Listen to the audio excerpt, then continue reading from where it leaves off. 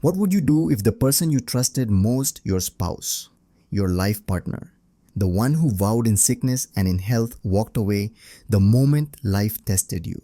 Imagine sitting in a doctor's office, hearing words that could shatter anyone's lymphoma, treatment options, survival rates. Your mind is spinning. Your world feels like it's tilting off its axis, and all you want is the comfort of the person you love. For Logan, a 32-year-old mechanic in Spokane, Washington, that's exactly what happened. He expected tears, maybe even fear, but also love. Instead, what he got was a text message, 5 short words that would cut deeper than the diagnosis itself. "I didn't sign up for this." That message appeared beneath a screenshot of their empty joint bank account.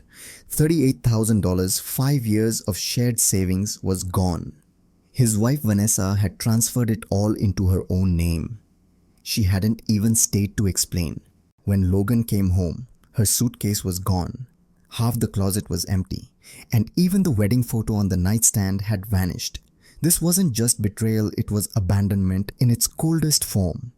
A man facing cancer had suddenly been forced to face divorce, financial ruin, and heartbreak, all in one brutal afternoon. Most people think betrayal triggers an immediate storm rage, tears, screaming into the void, but Logan didn't throw things. He didn't cry. He didn't even text her back with anger. Instead, he typed just 2 words, "Take care." Then he opened a beer, sat on the back deck, and watched the sun set in silence. It wasn't numbness, it was gravity. The realization that his life had just shifted in a way that couldn't be undone. Cancer he could face. Treatment he could endure. But betrayal, that was different. That was a wound deeper than chemotherapy could ever reach. And yet, this quiet response wasn't weakness. It was the seed of something much stronger, a decision to fight back in his own way, not through revenge, but through resilience, intelligence, and preparation. As Logan sat outside, trying to process the storm, his neighbor Tim walked over. He had seen Vanessa peel out of the driveway earlier, car packed to the brim. Tim leaned against the fence and asked gently, "Everything all right, Logan?" Still stunned, replied with the simplest truth, "Got some health news." She didn't take it well. Tim didn't pry. Instead, he offered something small but profound. "Let me know if you need anything. Lisa makes a mean casserole." That's the thing about life, it's often the smallest gestures of kindness that remind us we're not completely alone. And in the weeks ahead, Logan would discover just how important those gestures could be. Inside his house, Logan pulled out a folder his uncle Brian had given him a month earlier. Brian had been an estate planner, and when Logan's grandfather passed away, leaving him a small piece of land up north, Brian had insisted he start getting his affairs in order. "Everyone needs their affairs in order," Brian had said. "Especially when you're married, protect each other." At the time, Logan had done it to protect Vanessa. He'd started the paperwork to add her name to assets like his beloved '69 Mustang, a car he had painstakingly restored. He had even set up a secondary bank account to handle proceeds from the eventual land sale. All of it was meant to protect her future. But now that same foresight was about to protect him. With Vanessa gone, Logan realized those unfinished forms, those protective measures, were now weapons he could use to shield himself from the financial storm she had unleashed. So he picked up the phone and called Uncle Brian. "Remember that conversation we had about estate planning? I need to make some changes," Logan said. Brian paused. "Everything okay?" "Logan, no." Logan replied, "But it will be." At that moment, Logan made a choice. He wouldn't crumble under betrayal. He wouldn't let Vanessa's greed define his final chapter. Instead, he would play the long game, a careful, calculated fight for survival, not just against cancer, but against the legal and financial chaos his wife had triggered. This wasn't just about reclaiming money. It was about reclaiming dignity. About proving that even in the darkest hours, betrayal doesn't get the final word. Let's pause here. Because Logan's story taps into a painful reality that many people never speak about: openly conditional love. It's easy to stand by someone when life is comfortable, when paychecks arrive, vacations happen, and dinner parties are filled with laughter. But true commitment is tested in crisis. Logan's wife failed that test in the most spectacular, devastating way possible. And sadly, this isn't rare. Studies in psychology have shown that when one partner is diagnosed with a serious illness, the other is statistically more likely to leave. In fact, research published in Cancer Journal revealed that women are more likely to stay when their husbands get sick, but men are more likely to leave when their wives are diagnosed. Logan's case flips that narrative. But the underlying truth remains: illness exposes the true strength or fragility of a relationship. Every tragedy begins with a moment that once felt like magic. Before the betrayal, before the cancer, before the cruel text message that shattered everything, there was love. Logan first met Vanessa in the summer of 2016 at his buddy Drew's wedding. Weddings have a way of creating that intoxicating atmosphere where hope, joy, and possibility fill the air. Logan was there with grease still under his fingernails, the kind of man who'd spent the morning tuning engines before rushing to throw on a suit. Vanessa, on the other hand, looked like she'd stepped out of a magazine spread. She was sharp, witty, and carried herself with the confidence of someone who had always been taken care of. But sometimes, opposites don't just attract, they collide. Vanessa was a paralegal at a downtown law firm. She had the kind of quick mind that could slice through arguments like butter, and Logan admired that immediately, where he was steady, quiet, and grounded. She was fast-talking, full of ideas, and lit up every room she entered. 6 months later, they were living together. By the next year, they were married. Their love felt unstoppable, like they had built a bridge strong enough to connect two completely different worlds. For Logan, this was everything he had ever wanted. Coming from a modest background, where his mother raised him and his sister Ellie on a teacher's salary after his father died, he had grown up understanding sacrifice. He knew what it meant to patch things together, to live frugally, to save every dollar. He respected hard work, loyalty, and endurance. Vanessa, on the other hand, had grown up in comfort. Her parents gave her a new car every few years, paid her college tuition in full, and even contributed to the down payment on their house. She didn't understand hardship, not really, but Logan thought that maybe, just maybe, love would be enough to bridge the gap. They became a renovation success story, with Vanessa's eye for design and Logan's hands-on skill. They turned their fixer-upper into a warm home. Weekends were spent sanding floors, replacing cabinets, and painting walls. Logan would work until his muscles ached, while Vanessa proudly documented everything on social media.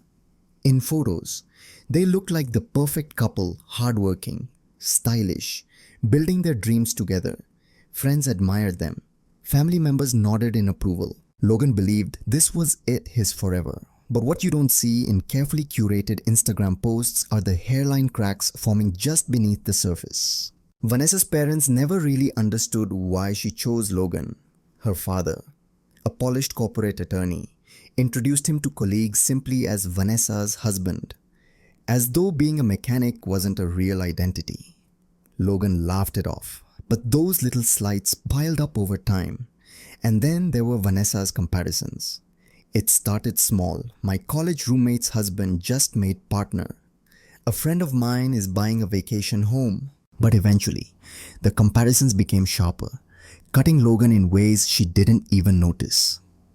"Don't you want to do something more with your life than fix cars?" she once asked, completely missing the pride he took in his craft. For Logan, repairing cars wasn't just fixing metal, it was about restoring life to something broken. It was art. It was survival. But to Vanessa, it wasn't enough. 3 months before Logan's diagnosis, Vanessa began talking about moving to Seattle. She painted a picture of better opportunities, bigger paychecks, and an escape from the small-town vibe of Spokane. Logan resisted. His job was secure. Their house was nearly paid off, and his roots were deep. That was when Vanessa grew quiet, distant. She started spending more time with friends Logan had never met, disappearing for evenings without much explanation. One day, Logan found a business card for a Seattle apartment complex tucked into her purse. He didn't confront her.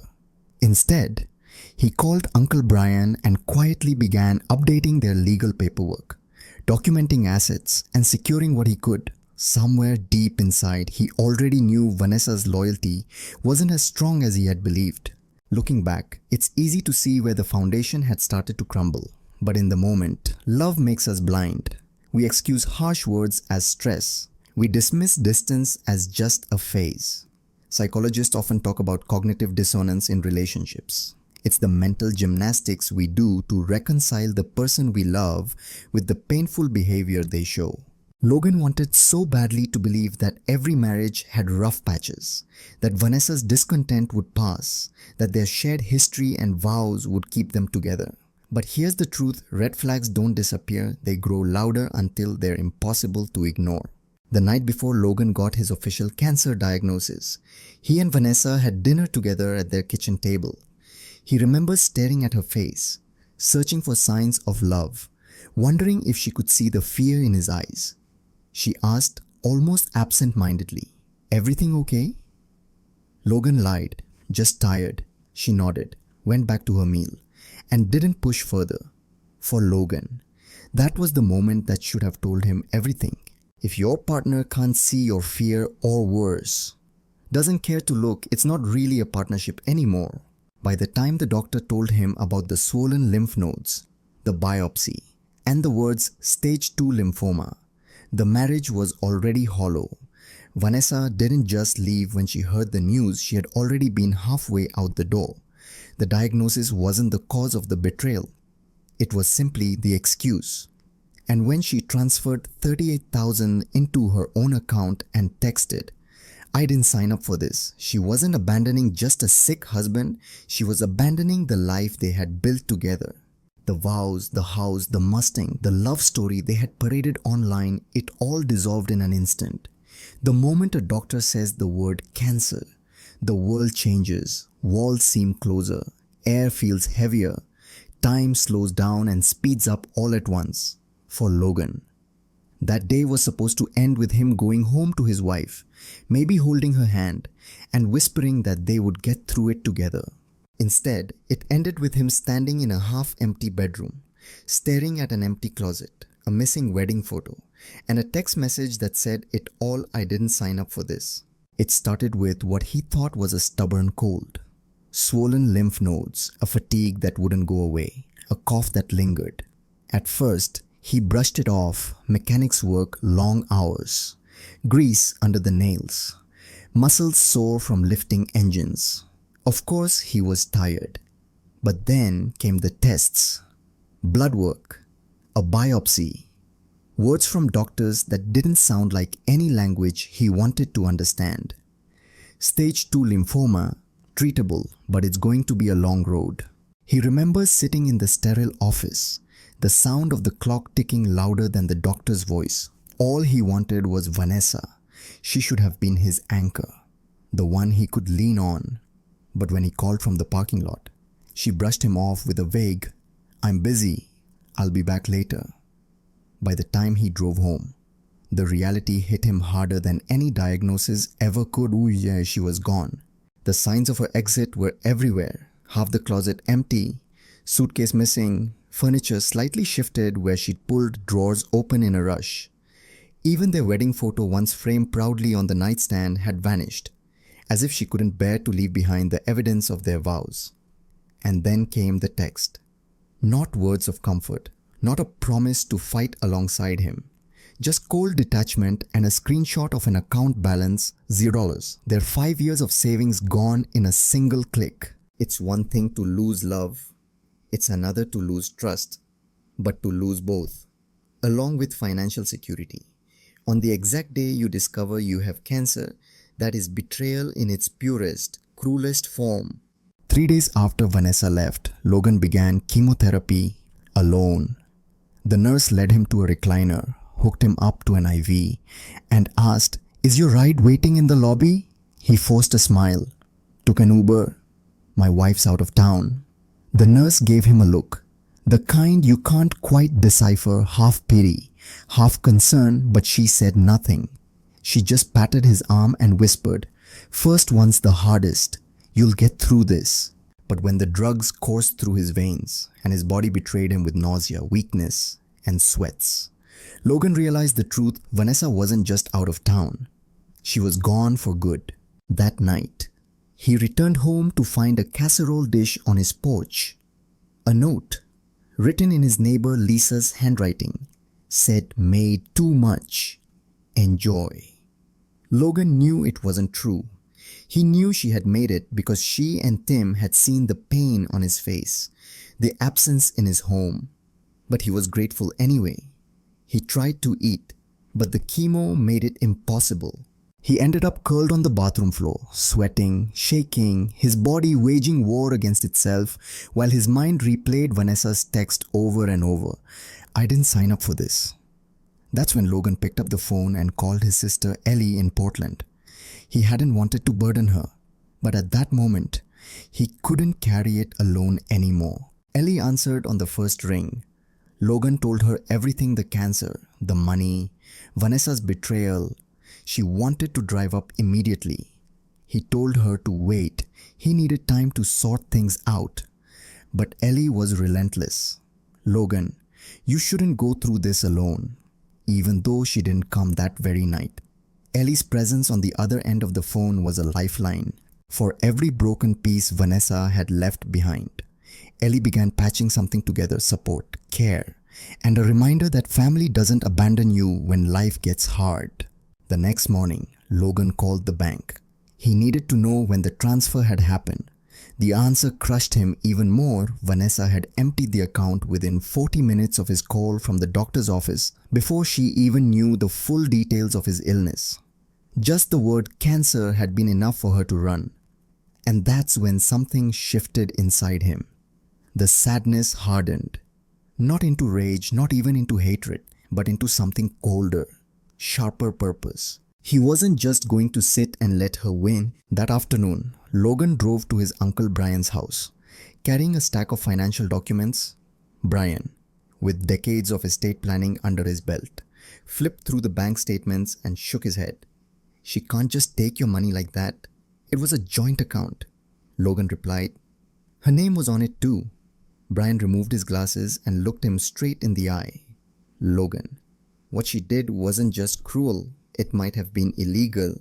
She knew you were sick. She knew you'd have medical bills. If you can prove that, you've got a case." Logan reached into his pocket, pulled out his phone, and showed him Vanessa's text. 5 words. Proof that she had known.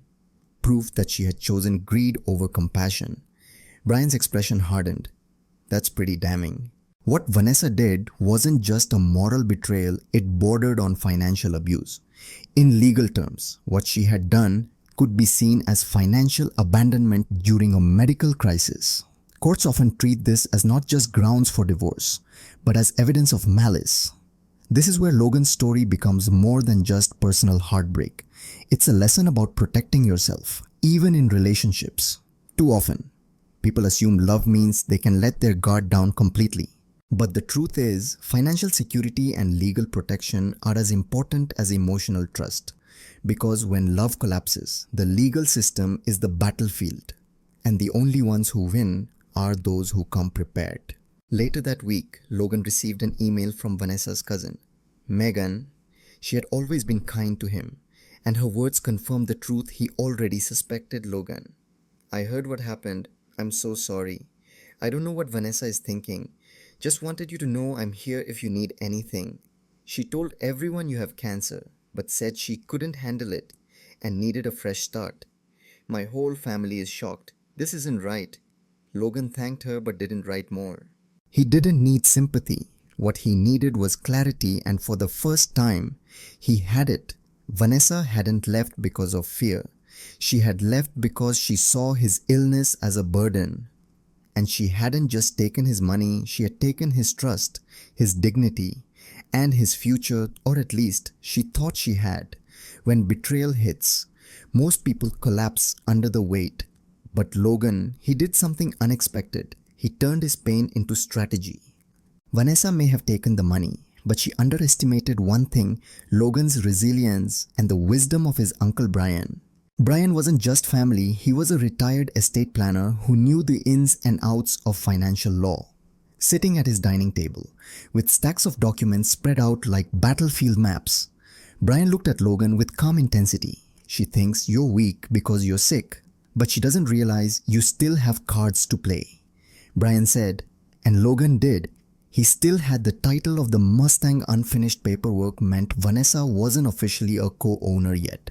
He still had his grandfather's land, protected by separate accounts. And now, with Vanessa gone, he had something even more powerful: clarity. For the first time, Logan could see the truth of his marriage without illusion. And with that clarity came determination. The first step was shutting every door Vanessa might try to walk through again. The safe deposit box, Logan closed the joint one and opened a new one in his name only. Transferring deeds, titles and his grandfather's will, the Mustang title, he finalized the paperwork, ensuring her name was nowhere near it. This car, his pride and joy, would remain his. Banking trail with Brian's guidance.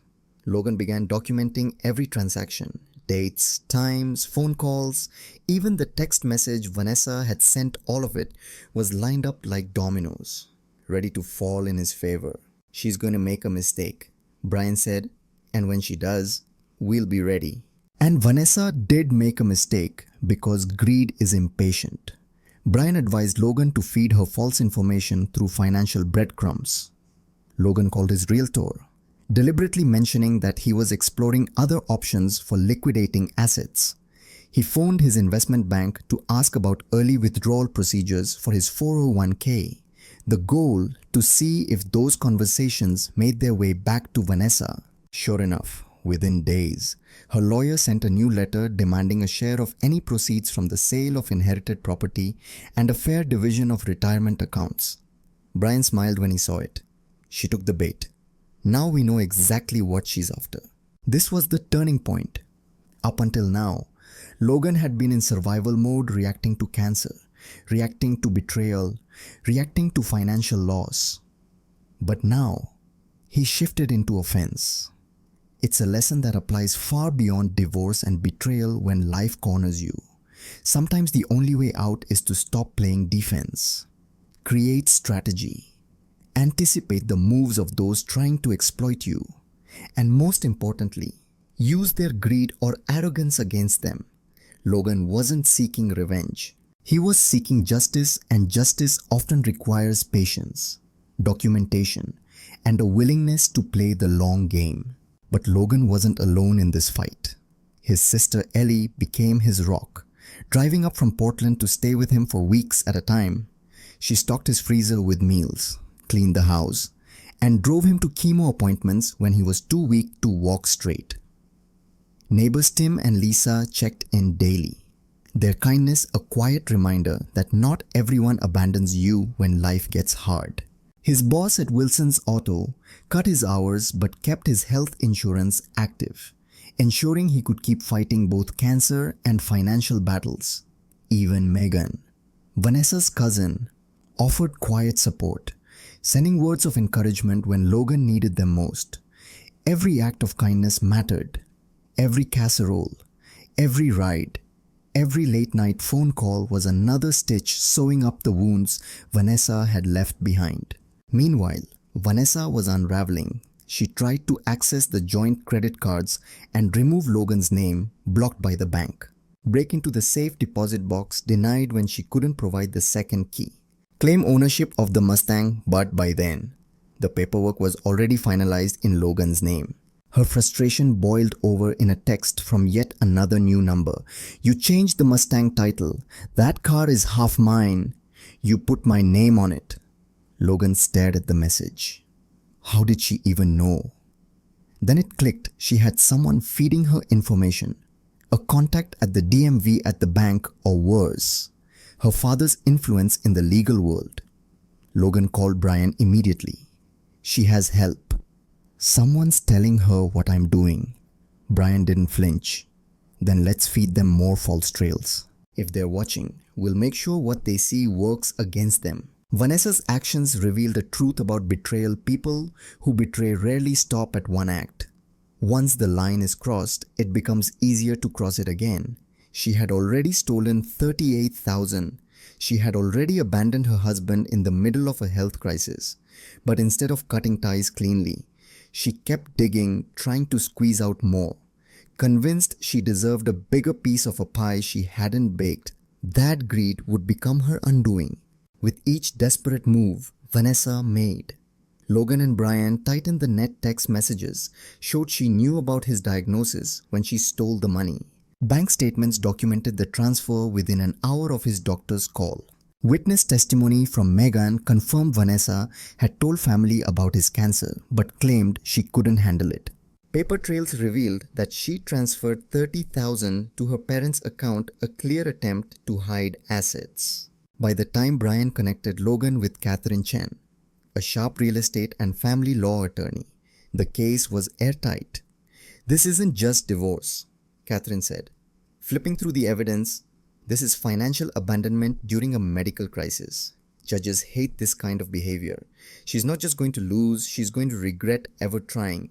By now, Logan had endured months of chemotherapy, loneliness, and legal maneuvering. But all of that was about to culminate in one decisive confrontation, the legal showdown with Vanessa. It began with a letter from her lawyer, cold and clinical. She wanted half the house equity, division of assets, spousal rights. Nowhere in the document did it mention the $38,000 she had already stolen. Nowhere did it acknowledge that she had abandoned her husband on the very day of his cancer diagnosis. And yet, her lawyer wrote as though Logan were the unreasonable one, as though Vanessa were entitled to everything she wanted simply because she had once worn a white dress and said vows she never meant. Logan brought the letter to Brian, who scanned it and scoffed. "Pretty bold," he muttered. "She takes everything you have and then demands more. We're not just going to fight this, we're going to bury it." A few days later, Logan spotted a familiar silver BMW in the hospital parking lot. Inside was Vanessa's father, a corporate attorney with a face that never cracked. Logan knocked on the window. "Logan, you look unwell," the man said, feigning concern. "Cancer will do that," Logan replied flatly. "Why are you here? Vanessa is concerned. She thinks you're being unreasonable. She wants a fair settlement." Logan almost laughed. "Is that what she calls it? Fair? She emptied our savings before I even got home from the doctor's office." Her father sighed. She was upset. "People make mistakes. Don't make this harder than it needs to be." But Logan wasn't intimidated. He realized in that moment what they truly thought, that he was too sick, too broke, too weak to fight, that he'd accept scraps just to avoid conflict. What they didn't know was that Logan had already lined up his evidence, his allies, and his strategy. Catherine Chen, Logan's attorney, laid out the case like a master strategist. They had proof of betrayal, Vanessa's text, "I didn't sign up for this." Timing evidence bank transfer records showing she withdrew funds within 40 minutes of his doctor's call. Witness statements, Megan confirming Vanessa had publicly admitted to abandoning him because of his illness. Asset concealment, a $30,000 transfer to her parents, which could be argued as fraudulent concealment of marital funds. This is clear-cut financial abandonment during a medical crisis. Catherine explained, "Judges hate this. She'll fold before it even reaches trial." Logan asked the question hanging over him. "And if she doesn't?" Catherine smiled. "Then we take her to court, and she loses everything, including her reputation." The day of the meeting arrived. Logan, gaunt but resolute, sat between Brian and Catherine at the polished oak conference table. Across from them, Vanessa, her father, and her lawyer. Vanessa looked tanned and rested, like the months had been a vacation rather than an escape. She avoided Logan's eyes. Her lawyer, thin and stern, began speaking. "We're here to negotiate a fair division of assets," he declared. Catherine cut him off. Cut. "Before we discuss division, let's address what your client already stole." She slid documents across the table, bank records, the text message, the $30,000 check to Vanessa's parents. "This is fraud. And if necessary, we'll add her parents to the lawsuit for accepting stolen marital assets." The room went silent. Vanessa's lawyer cleared his throat. "What exactly are you demanding?" Catherine laid it out plainly: full return of the $38,000, relinquishment of any claim to the house, relinquishment of any claim to Logan's property, including the Mustang and land, payment of legal fees. Brian leaned in, voice firm. "Take it or we go to court.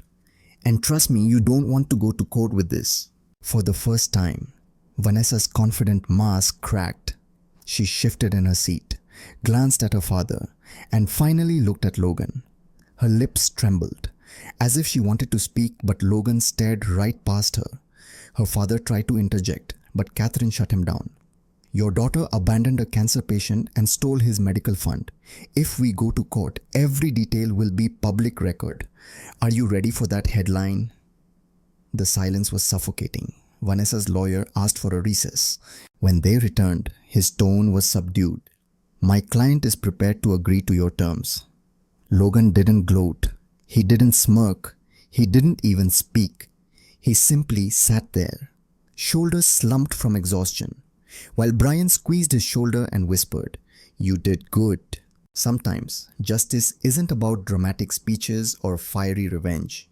Sometimes it's about patience, preparation, and letting the truth speak louder than emotion. Logan didn't need to shout. He didn't need to confront Vanessa with anger. His silence, backed by hard evidence, was louder than anything he could have said.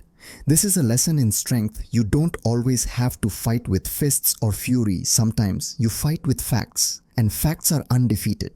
Within days, the settlement was finalized. Vanessa's parents agreed to repay the $38,000 within 30 days. Vanessa signed away all claims to the house, the Mustang, and Logan's land. She relinquished any rights to shared property. It was over. For Logan, it didn't feel like victory in the traditional sense. He wasn't triumphant. He wasn't celebrating. He felt empty, drained, but free. Now what Brian asked as they left Catherine's office. Logan took a deep breath. "Now I finished treatment. Get better. Figure out what's next." The papers were signed. The money was coming back. The house and the Mustang were his. Free from the shadow of Vanessa's name. It should have felt like victory. But Logan didn't feel triumphant. He felt empty. Not sad, not angry, just done. When betrayal finally ends, it doesn't always come with fireworks. Sometimes it ends in silence, in a lawyer's office, with a pen scratching across paper and a quiet exhale that says, "It's over." Logan walked out of Catherine Chen's office that day with Brian at his side. His body was frail, his hair gone, his skin pale from months of chemo. But for the first time in a long time, the weight pressing on his chest was lighter. "Now what?" Brian asked. Logan looked up at the sky, at a future that suddenly felt open again. "Now I finished treatment, get better, figure out what's next." That was the truth. His life wasn't over. It was just different. A week later, as the divorce was finalized, Logan received one last text from Vanessa. It wasn't an apology. It wasn't remorse. It was a half-hearted attempt to rewrite the narrative. "I hope you're doing okay. I never meant to hurt you. Be well." Logan stared at the message for a long moment. His fingers hovered over the keyboard. He thought about all the words he could send: anger, sarcasm, a final dagger of truth. But in the end, he typed just 4 words: "I survived. Be well." Then he blocked her number for good, because survival was the ultimate answer. Survival was the ultimate victory. After the dust settled, Logan sold the house in Spokane. He used the money to buy a small cabin outside Missoula, Montana, 2 bedrooms, a garage big enough for his tools and the Mustang, mountains visible from every window. It wasn't a mansion, it wasn't flashy, but it was his. And more importantly, it was peaceful. Neighbors Tim and Lisa hugged him goodbye the day he left Spokane. Lisa even handed him a casserole for the road, the same way she had on his first lonely night after chemo. He promised to visit, but deep down, he knew this was a fresh start. The '69 Mustang had always been more than a car. It was a symbol, once. Logan had restored it for Vanessa, something they could enjoy together. Now, it was his alone. In the quiet Montana evenings, with the sun dipping behind the mountains, Logan worked on the car again, sanding, polishing, replacing parts, restoring life to something once broken. But this time, it wasn't for anyone else. It was for him. And as the Mustang came back to life, so did he. Cancer treatment wasn't easy, some days. Logan barely had the strength to get out of bed, some nights. He woke in cold sweats, his body reminding him that the fight wasn't over, but his numbers slowly improved. His doctors grew cautiously optimistic, and through it all, his sister Ellie remained a constant, driving up on weekends, calling every other night. Her love was steady where Vanessa's had failed. It taught Logan a valuable lesson: family isn't defined by vows or rings. Family is defined by who shows up when the storm hits. Logan's story isn't just about one man's battle with cancer and betrayal, it's about the truths betrayal exposes. Love isn't proven in good times, it's proven in crisis. Anyone can stay when life is easy. True commitment is tested when life falls apart. Money reveals character. Vanessa didn't just leave Logan, she stole from him in his weakest moment. That theft showed who she really was. Silence can be powerful. Logan didn't scream or fight with rage. He fought with facts, with patience, with strategy, and in the end, silence was his loudest answer.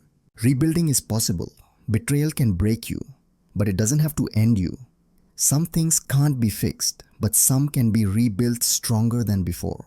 1 month after moving to Montana, Logan called an old friend who owned a custom auto shop. "Still got space for me?" he asked. "Hell yes." His friend replied, "When can you start?" And just like that, Logan found his next chapter. He wasn't just surviving anymore.